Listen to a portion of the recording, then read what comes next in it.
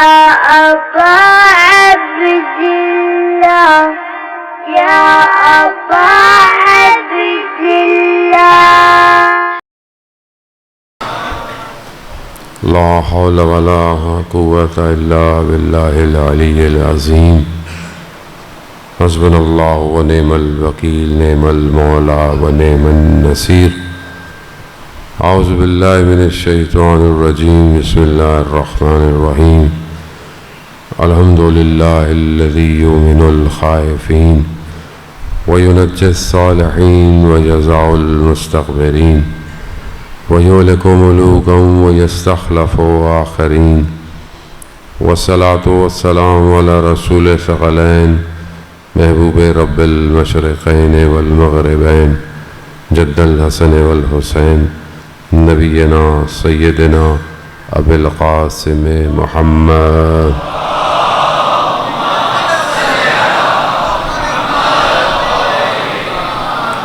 وعلى آله الطيبين الطاهرين المعصومين لا سيما بقية الله في الأرضين روحي وأرواحنا لتراب مقدم الفداء ولعنة الله على أعدائهم أجمعين بسم الله الرحمن الرحيم رب اشرح لي صدري ويسر لي أمري واحلل عقدة من لساني يفقهوا قولي أما بعد فقد قال الله تبارك وتعالى في كتاب الحكيم والقرآن المجيد وما خلقت الجن والإنس إلا ليعبدون صلوات بيد محمد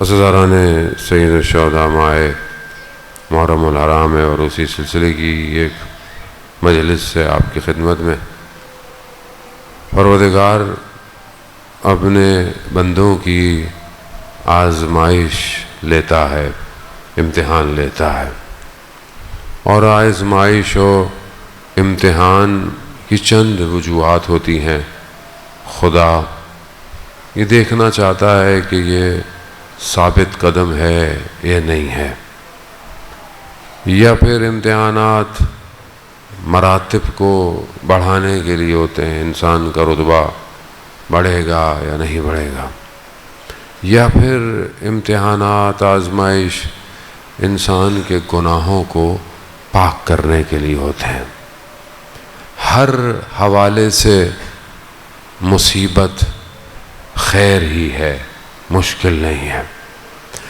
کیونکہ انسان دنیا کو اپنی نگاہوں سے دیکھتا ہے اسی لیے وہ مشکل کو تحلیل نہیں کر پاتا وہ مشکل میں پھنس جاتا ہے اور پھر اپنا راستہ کھو بیٹھتا ہے خدا نے ان آزمائشوں کو رکھا اس لیے ہے کہ وہ دیکھے کہ خیر عمل کرنے والے کون ہیں پروردگار قرآن میں بہت سارے واقعات اور قصوں کو جو بیان کر رہا ہے وہ اس لیے کہ انسان اپنے آپ کو دیکھے کہ انسان ان کے مقابلے میں خود کہاں کھڑا ہوا ہے کل آپ کی خدمت میں نے بہرحال ایک حدیث پیش کی کہ جس کے اندر عقل سالم میں جو خصوصیات ہوتی ہیں تاکہ وہ انسان دیکھے اور جب عقل سالم ہوتی ہے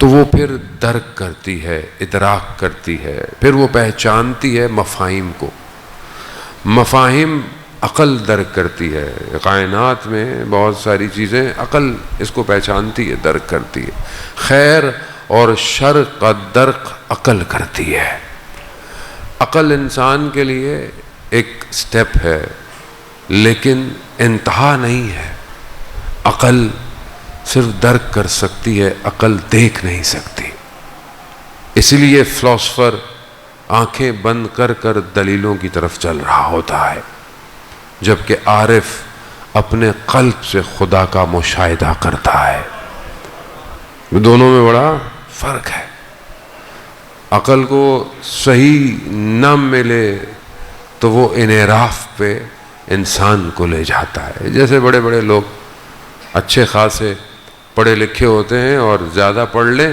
تو پھر پڑھے رہ جاتے ہیں اس کی وجہ یہی ہے کیونکہ بہرحال اگر انسان صرف ان چیزوں پر رہے تو پھر وہ مشاہدہ نہیں کر سکتا۔ عزیزان محترم، بہت ساری چیزیں انسان کی ترقی میں رکاوٹ ہے۔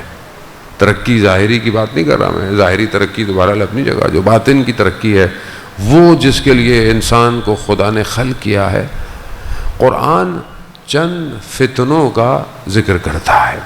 ایک حدیث پیغمبر حضرت محمد مصطفیٰ صلی اللہ علیہ وآلہ وسلم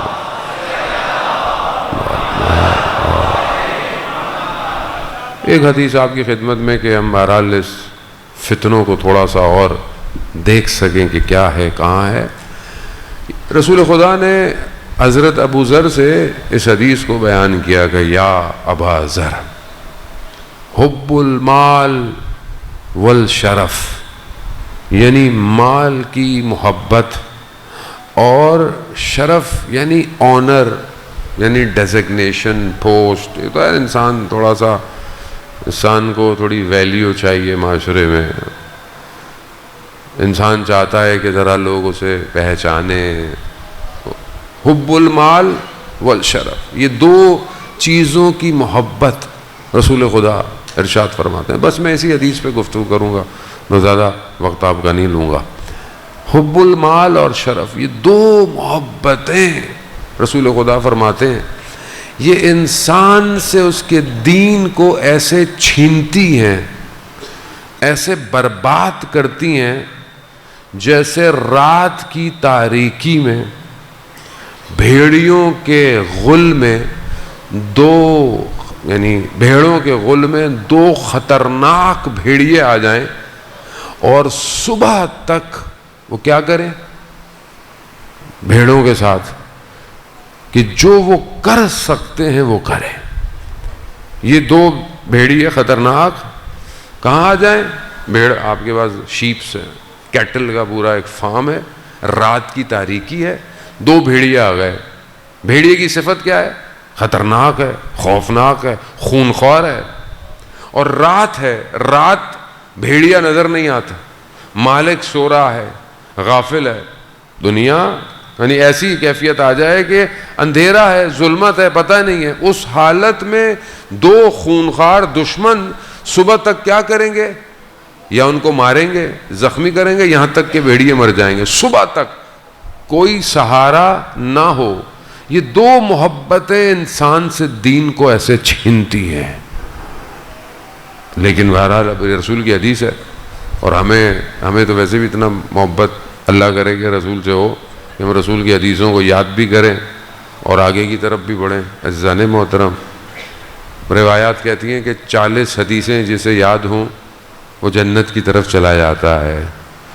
تو مومنین، بچوں کو، بڑوں کو تو کیا کر سکتے، بزرگ تو ماشاءاللہ جانتے ہیں، بچوں کی بات کر رہا ہوں جہاں اتنی چیزیں حفظ کرتے ہیں، ذہن میں ہوتی ہیں، سپر اسٹار، کرکٹر، فٹ بال کے میچ، کرکٹ کے میچ، کون سا کہاں ہو رہا ہے، کون کیا ہو رہا ہے، وہ حدیثیں بھی یاد کریں، تھوڑی تھوڑی حدیثیں بھی یاد کریں، پتہ تو ہو کہ بہرحال مسلمان ہیں، کہیں نہ کہیں سے تو نظر آئے کہ ہم مسلمان ہیں، اور یہ حدیثیں پریکٹیکل ہیں۔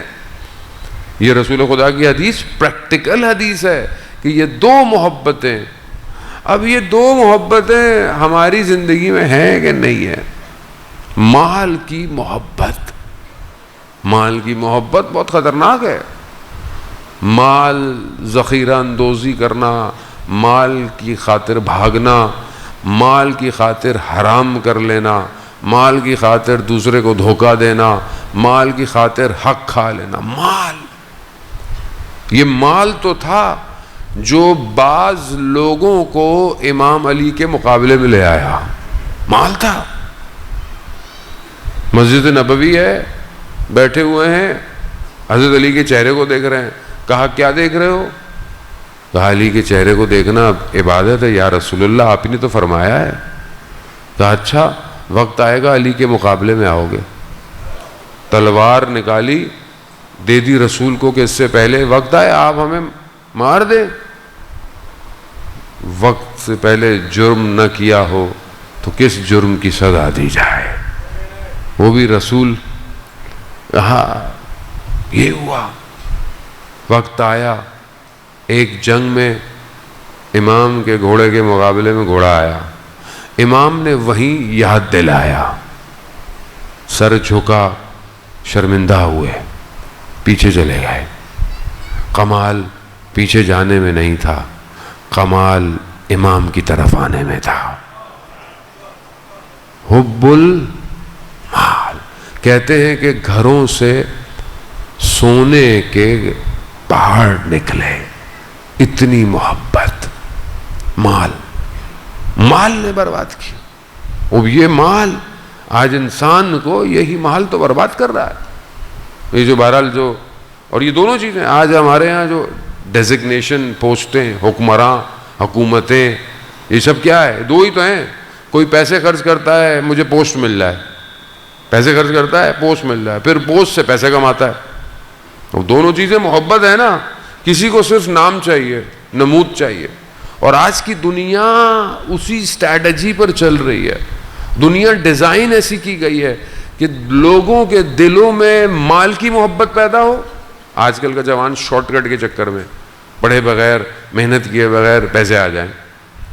انٹرنیٹ پہ بھی دیکھتے ہیں نا، وداؤٹ اینی اسٹرگل آپ ہزاروں ڈالر کما سکتے ہیں۔ انسان کہتا ہے بھائی کہ ہم بھی کیوں نہیں کما سکتے؟ یہ کیا ہے؟ حب المال۔ مولانا صاحب یوٹیوب کا چینل بنا لیں، جائز ہے، ایڈ آتے ہیں عجیب سے غریب سے، جائز ہے، پیسے آ رہے ہیں، محنت کریں، کوئی اچھی چیز بنا رہے ہیں تو بری بات نہیں ہے۔ اور دوسری چیز کیا ہے؟ نام، شہرت۔ اس کو آج دنیا کو کیسے لگایا ہوا ہے؟ فالوور۔ جتنے زیادہ فالوور ہوں گے اتنے ہی تو فیمس ہوں گے آپ۔ جتنے زیادہ چیزیں چلیں گی، جتنے لائکس ہوں گی، یہ ہر بندے میں ہو گیا ہے، بچے میں ہو گیا ہے۔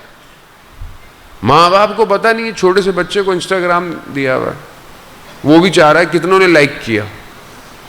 حب و شرف ہو گیا ہے۔ دنیا اسی مقابلے میں آگے بڑھ رہی ہے، اور یہ دنیا کا بازار اتنا گرم ہے کہ کسی کو محسوس نہیں ہو رہا کہ ہم بربادی کی طرف۔ اور رسول خدا کیا کہہ رہے ہیں؟ یہ دو چیزیں انسان سے دین کو ایسے کھینچتی ہیں جیسے رات کی تاریکی میں بھیڑیا کھچ رہا ہے۔ آج قوم بے دین ہوتی جا رہی ہے نا۔ آج آپ دیکھیں کہ یہ فیکٹرز کیا ہیں جو آج بے دین معاشرہ ہو گیا ہے۔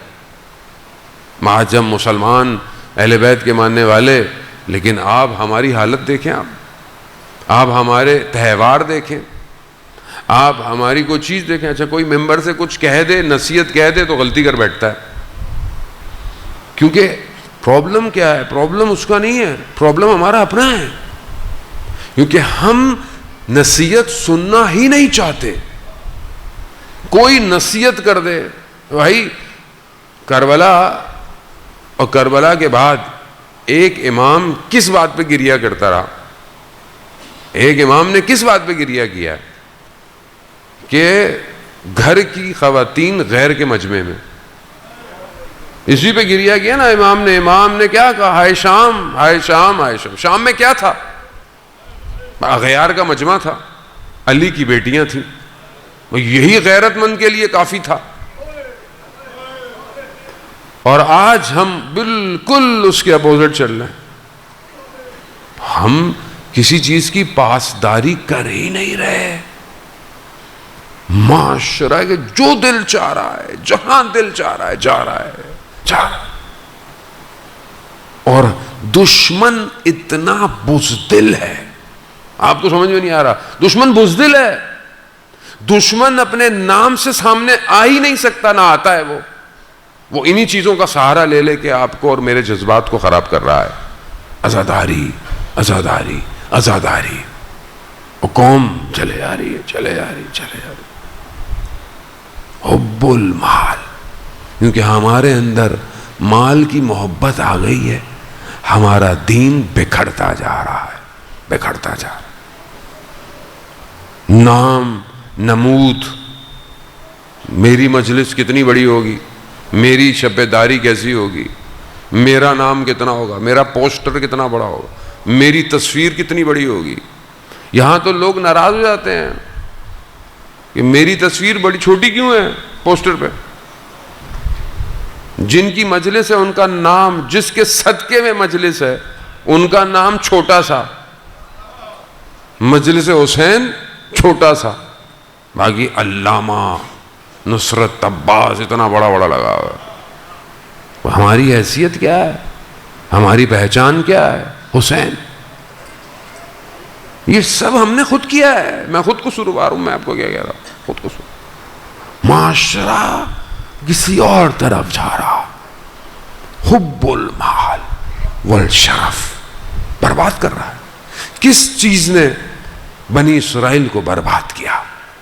قرآن 3 ڈفرنٹ اینالوجی کو بیان کر رہا ہے، 3 ڈفرنٹ۔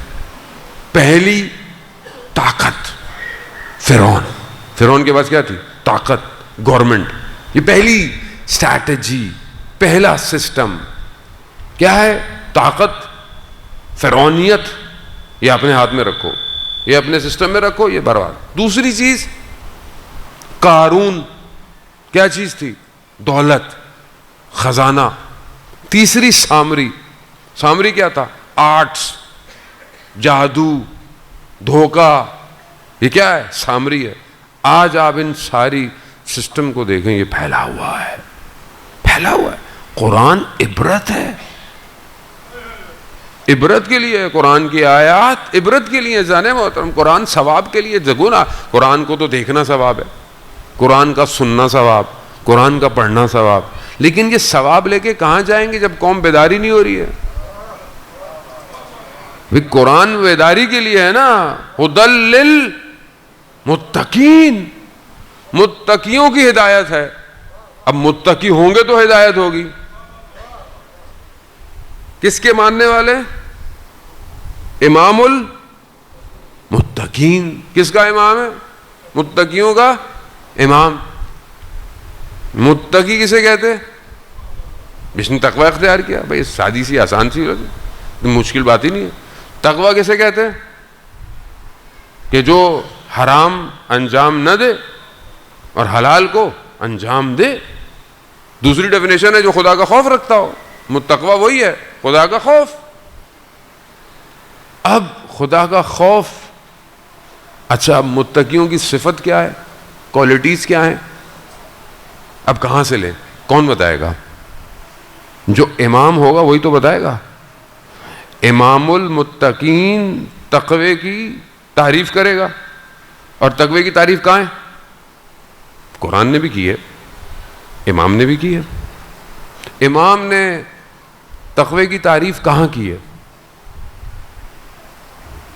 ابھی دیکھیں کوشچن مارک، معاشرے میں ٹینشن، مولانا صاحب ہوم ورک دے رہے ہیں۔ ہوم ورک ہے بھائی، علمی لذتوں سے کچھ نہیں ملنے والا کہ کوئی 1 گھنٹہ ہے اور آپ کو دے کے گھر چلا جائے۔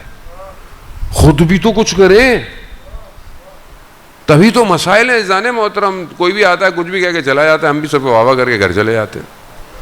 امام المتقین نے خطبہ متقین، خطبہ حمام، نہج البلاغہ، نام تو سنا ہوا ہے نا نہج البلاغہ کا۔ نہج البلاغہ جو گھروں میں رکھا ہوا ہے، اگر ہے، نہیں ہے تو موبائل میں ہے، ہوگا تو ہوگا۔ عزیزان محترم، خطبہ حمام ہے، اس میں امام صفات بتا رہا ہے۔ میں ایک صفت آپ کو، مومن کی بہت ساری صفات ہیں، میں قرآن بھی مومنین کی صفات بتا رہا ہے اور نہج البلاغہ بھی مومنین کی متقین کی صفات بتا رہا ہے۔ امام ایک صفت بتاتے ہیں کہ مومن متقی جو ہے وہ کسی چیز کے آنے سے اور کسی چیز کے جانے سے اس پر کوئی اثر نہیں ہوتا، یعنی اس کو کچھ مل جائے، از آمد و رفت ہیچ، اسے کچھ نہیں ہوتا، یعنی اس کو کچھ مل گیا بہت خوش نہیں ہوتا۔ کیوں؟ اس کو پتا ہے میرا ہی نہیں ہے۔ اور اگر کچھ چھن گیا، کچھ زندگی سے چلا گیا، تو اتنا افسوس نہیں کرتا کہ موت آنا شروع ہو جائے۔ یہ نشانی ہے مومن کی، صفات ہے یہ۔ خب یہ صفت جس کے اندر ہو، کیا وہ حب المال رکھے گا؟ مال سے محبت رکھے گا؟ نہیں رکھے۔ ڈیزگنیشن سے رکھے گا؟ فرق نہیں پڑتا۔ کیا فرق پڑتا ہے؟ مطلب میں نے جو ہے وہ اس سال جو ہے وہ مطلب یہاں میں نے مجلس پڑھی، کیا ماشاءاللہ لوگ تھے، پبلک، اب اگلے سال میں نہیں مجلس پڑھا تو کیا آئے گا؟ میرا ہارٹ اٹیک ہو جانا چاہیے، وہ فرق ہونا چاہیے؟ نہیں ہونا چاہیے بھائی، کیا ہو گیا؟ یہاں بھی ذکر ہے، کہیں اور بھی ذکر ہے، اس میں کیا فرق پڑتا ہے؟ کیونکہ ہم چیزوں سے اتنی محبت کر بیٹھے ہیں، پوسٹ سے، ڈیزگنیشن سے. مطلب انجمن کا صدر ہے، وہ اترنے کو تیار ہی نہیں ہے. ٹرسٹ کا صدر ہے، وہ کہتا میں ساری زندگی میں ہی رہوں گا. مدرسے جس مولانا نے بنائے ہیں وہ کہتا ہے میری اولاد ہی مدرسے کو چلائے. خوف، اتنی محبت ہے نا یہ، اور کیا ہے یہ؟ چھوڑنے کو تیار ہی نہیں ہے آدمی. حکومت و حکمراں کو دیکھ لیں آپ، میں ایم این اے بنا وغیرہ، میرا بیٹا ایم این اے بنے گا وغیرہ، میرا بیٹا ایم پی اے بنے گا، ختم ہی نہیں ہو رہا سلسلہ، چلے جا رہا ہے چلے جا رہا ہے چلے جا رہا ہے. محبت مال کی اور ڈیزگنیشن کی، قوم برباد ہوگی. بیچ دیا قوم کو حب المال نے. عزیزان محترم، یہ حب المال اور ڈیزگنیشن کی محبت تو تھی جو امام حسین کے مقابلے میں آئی. عمر ابن سعد لعین کو شہر رے کی حکومت چاہیے تھی نا، پوسٹ چاہیے تھی. امام سمجھاتے رہے کہ میں تمہیں دوں گا، مال بھی دوں گا، دولت بھی دوں گا، سب کچھ دوں گا. شہر رے امام نے کہا تجھے نہیں ملے گا، بستر پہ مرے گا. مگر نہیں. عزیزان محترم، یہ بہت خطرناک ہے.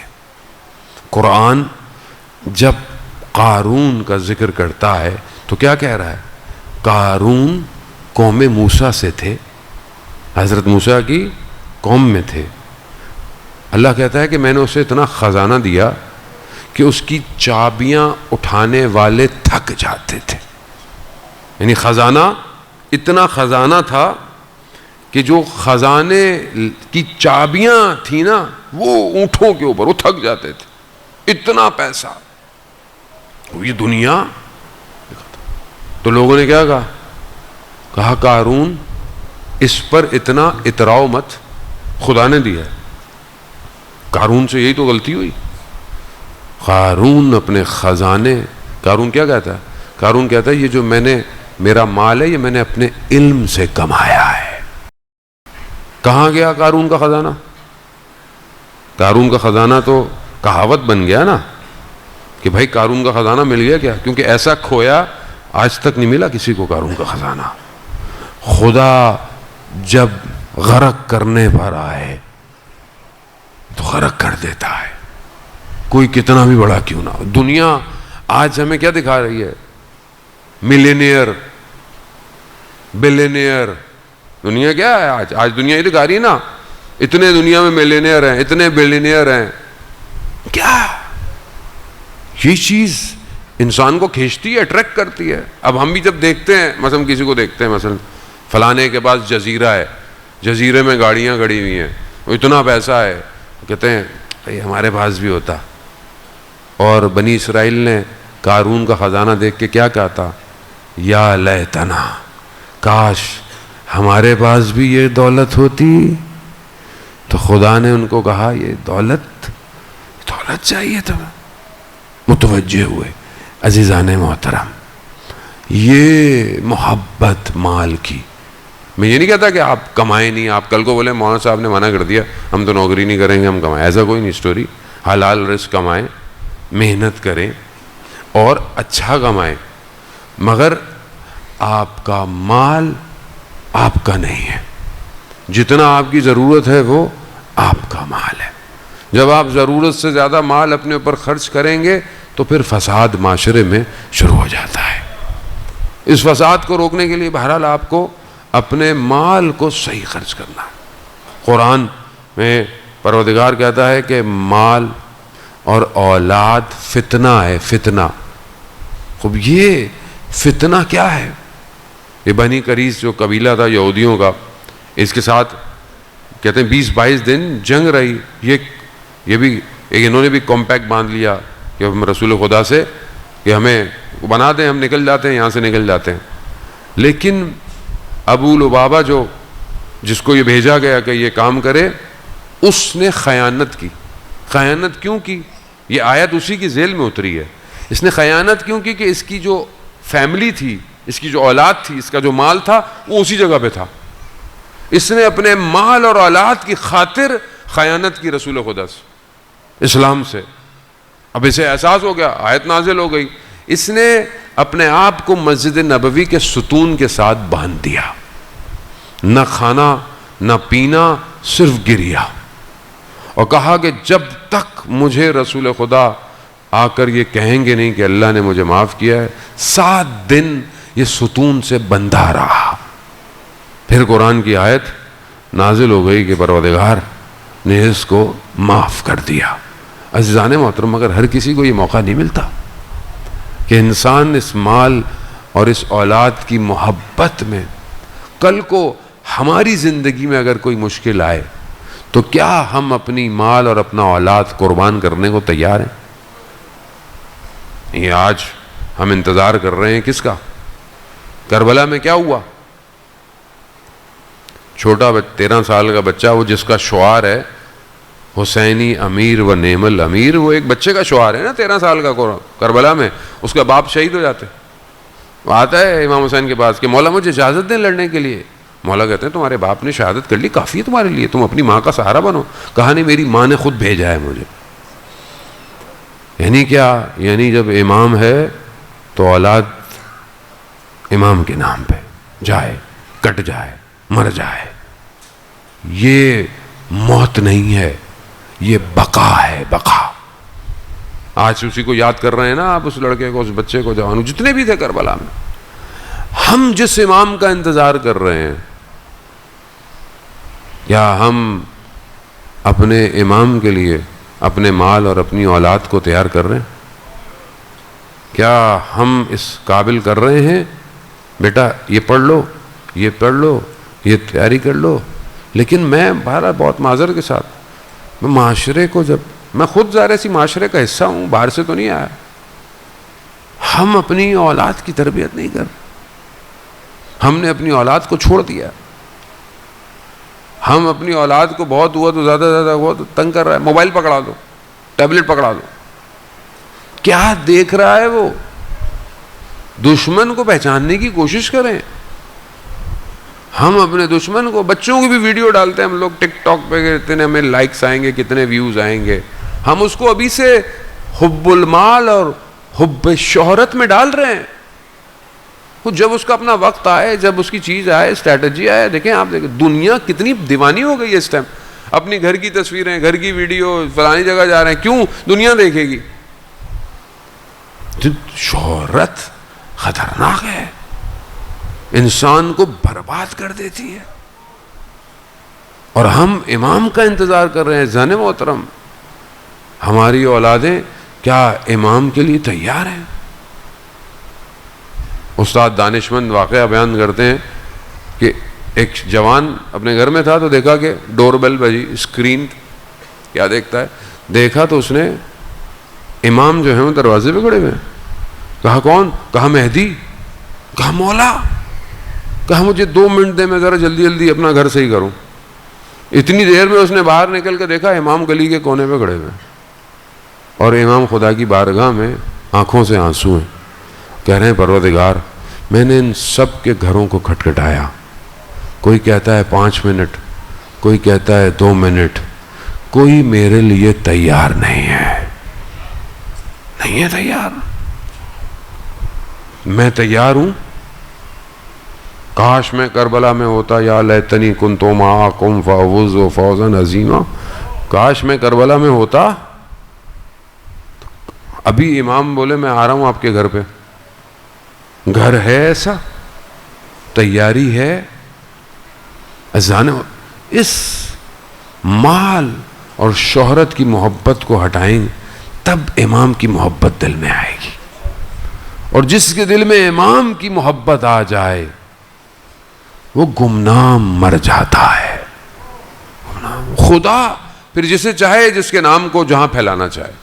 شہید اپنے وصیت نامے میں لکھتا ہے، میں پہلے پڑھ چکا ہوں عزیزان محترم. شہید 8 سال عراق ایران کی جو جنگ تھی اس میں ایک شہید، اس کا بعد میں وصیت نامہ ملا. اس نے اپنے وصیت نامے میں لکھا ہوا، جوان تھا عزیزان محترم، جوان، کہتا ہے پروردگار پہلے تو مجھے رات کو اٹھاتا تھا، کب؟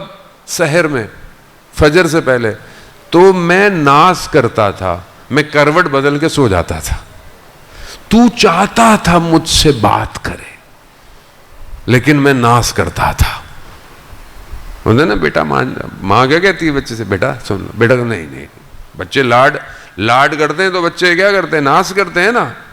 خدا کہتا، وہ کہتا ہے خدا مجھے اٹھاتا تھا، اٹھو عبادت کرو، مجھ سے بات کرو، میں تم سے بات کرنا چاہتا ہوں. میں کروٹ بدل کر سو جاتا تھا. اب وہ کہتا ہے کہ اب میں فرسٹ لائن پہ، خط مقدم پہ کھڑا ہوں، اور اب میں چاہتا ہوں کہ میں تجھ سے ملاقات کروں، یعنی شہید ہو جاؤں. اب تو ناز کر رہا ہے، اب تو مجھے تڑپا رہا ہے پروردگار. کربلا، یہی تو داستان ہے.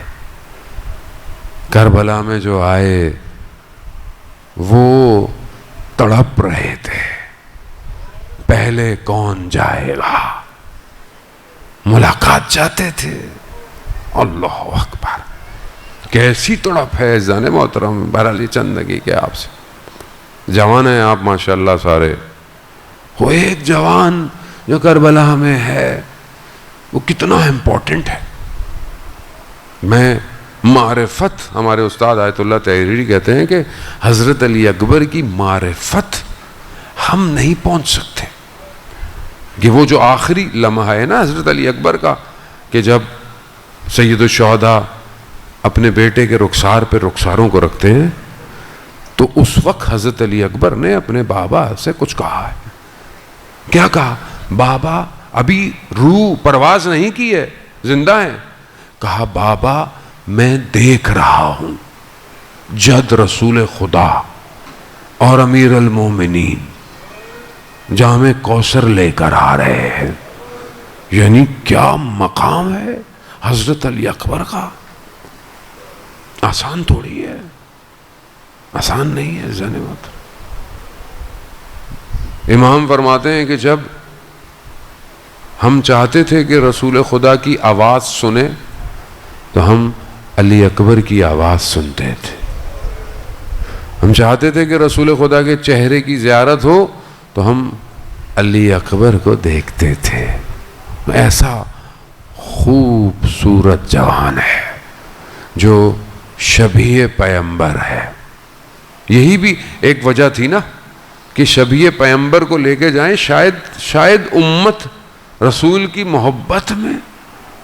یہاں تو پتہ چل جائے کہ رسول خدا کے نالین مبارک تھے، رسول خدا کے بال مبارک تھے، لوگ کیسے چومتے ہوئے جاتے ہیں ہر جگہ. اور یہاں خون پیمبر، شبیہ پیمبر. عزیزان محترم، مگر اس جوان کی معرفت یہ ہے، اس کو پیدا کریں. یہ جملے صرف مصائب میں سن کر گھر جانے کے نہیں ہیں، یہ جملے اپنے وجود میں نفوذ کرنے کے ہیں. جو حضرت علی اکبر نے کہا جب امام حسین کی سواری جا رہی تھی نا، آنکھ لگی، اٹھے، کہا انا للہ و انا الیہ راجعون. کہا بابا یہ کلمہ آپ کی زبان پہ کیوں جاری ہوا؟ وہ میں نے خواب میں دیکھا کہ ایک منادی جو ہے وہ ندا پھیلا، کیا کہ اس کارواں کے پیچھے موت ہے. تو حضرت علی اکبر نے ایک سوال پوچھا بابا سے، بابا کیا ہم حق پہ نہیں ہیں؟ کہا نہیں بیٹا ہم حق پہ ہیں. کہا تو بابا پھر کیا فرق پڑتا ہے، موت ہم پہ آ پڑے یا ہم موت پہ جا پڑے؟ یہ ضروری ہے، یہ اعتقاد ہے، یہ ایمان ہے. یہ علی کا پوتا موت سے نہیں گھبراتا. لیکن کمال دیکھیں آپ، یہ جوان اتنا خوش اخلاق جوان ہے، اتنی اس کی رسپیکٹ ہے اہل حرم میں کہ پورے راستے میں جہاں امام کو کوئی بات پہنچانی ہوتی تھی تو علی اکبر کو بھیجتے تھے. اور اہل حرم علی اکبر سے محبت بھی بڑی کرتے تھے. بس عزاداران محترم، روز عاشورائی امام کا مؤذن موجود ہے جو اذان دیتا ہے، لیکن امام نے کہا نہیں، علی اکبر آج اذان آپ دیں گے۔ بس عزاداران محترم، ام لیلہ بھی جانتی تھی کہ یہ آخری اذان ہے، آخری اذان۔ اللہ اکبر، اللہ اکبر۔ یہ آخری اذان تھی جو کربلا میں گونجی۔ آج تک کمال نہیں ہے، یہ کمال نہیں ہے کہ وہ جو اذان علی اکبر نے دی تھی کربلا میں، آج تک علی اکبر جوان ہے، آج تک وہی علی اکبر ہے۔ بس روز عاشور، نہ مال کی محبت نہ اولاد کی محبت۔ ایسا نہیں ہے کہ امام کو اپنے بیٹے سے محبت نہیں تھی، لیکن امام نے سب سے پہلے اپنے بیٹے کو بھیجا، اللہ سب سے پہلے اپنے جگر کے ٹکڑے کو بھیجا۔ امام جانتے تھے نا قربانی کسے کہتے ہیں۔ علامہ ذیشان حیدر جوادی پڑھا کرتے تھے کہ جب علی اکبر خیمے سے وداع کرنے گئے، آپ سمجھ سکتے ہیں اہل حرم کی کیا حالت ہوگی۔ وہ حال دل ہے نا کہ علی اکبر کو درمیان میں بٹھایا ہوگا، مائیں بہنیں پھپھیاں، دیکھ لیں علی اکبر کو، وہ کڑی الجوانی۔ ذیشان حیدر جوادی کہتے تھے کہ علی اکبر خیمے سے نکلنا چاہتے ہیں مگر خیمے کا پردہ ہٹتا ہے، پھر گرتا ہے، پھر ہٹتا، پھر گرتا۔ کہا راوی کہتا ہے میں نے دیکھا کہ یہ دیر کیوں ہو رہی ہے،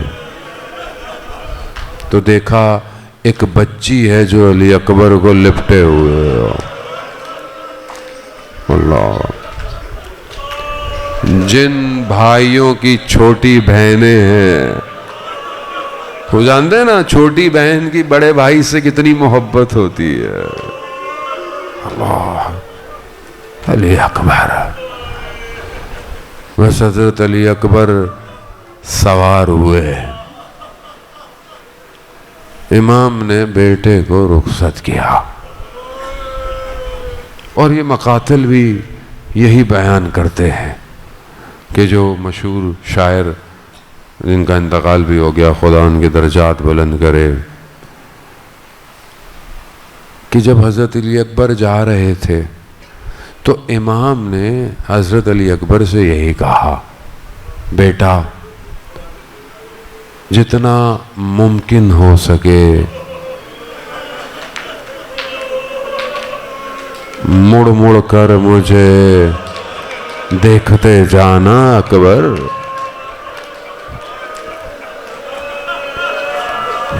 مڑ مڑ کے مجھے دیکھتے جانا اکبر۔ ہم اس محبت کو نہیں سمجھ سکتے جس بیٹے کو تہجد کی نمازوں میں حسین نے مانگا ہو۔ اللہ اکبر۔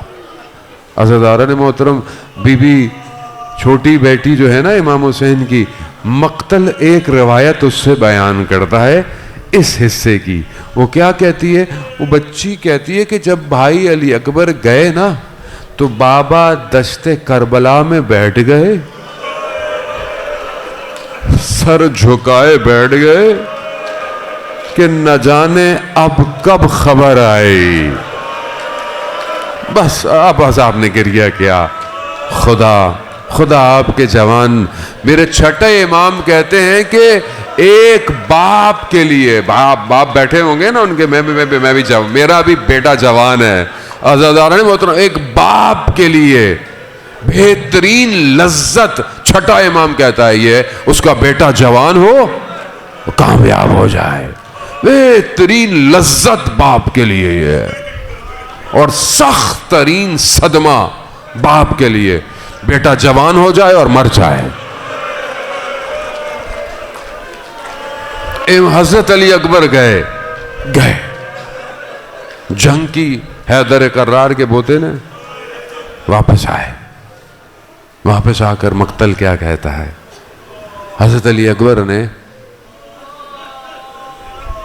اپنے بابا سے کیا کہا؟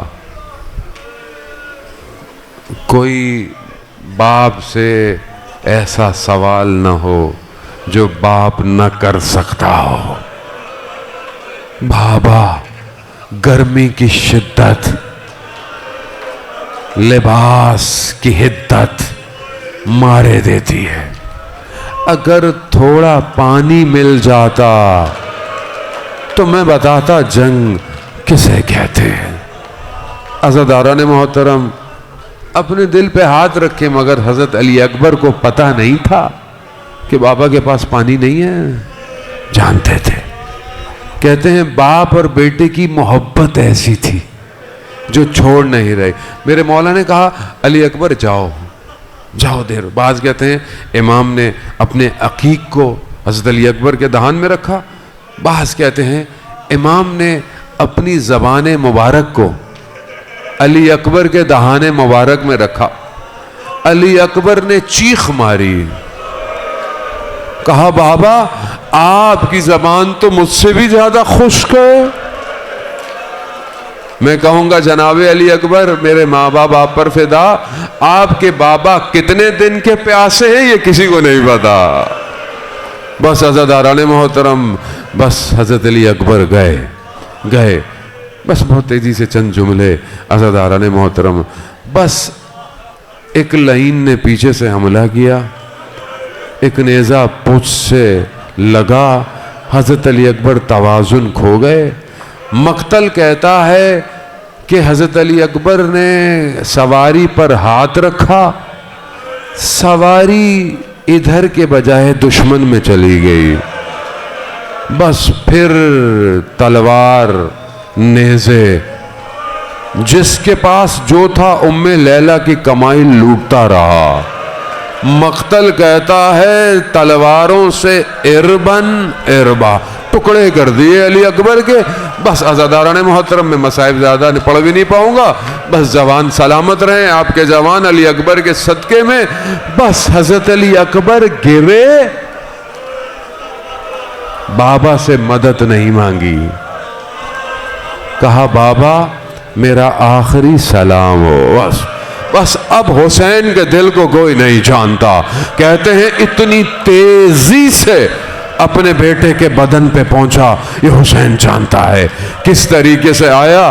وہ حسین جو حر کو یہ کہہ رہا ہو، حر جوان بیٹے کے بدن پر باپ نہیں آتا، مگر اب آؤ حر دیکھو میرا مولا اپنے بیٹے کے بدن پر آیا. عزاداران محترم، مقتل کہتا ہے کہ اٹھانے کی کوشش کی، حسین اٹھا نہ پائے.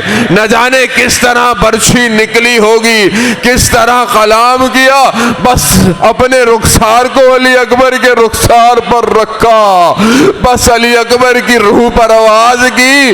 پھر کہتا ہے کہ میرا مولا دشت کربلا میں بیٹھا، صرف 3 دفعہ کہا ولدی ولدی، میرے بیٹے علی اکبر، یہ دنیا تیرے بعد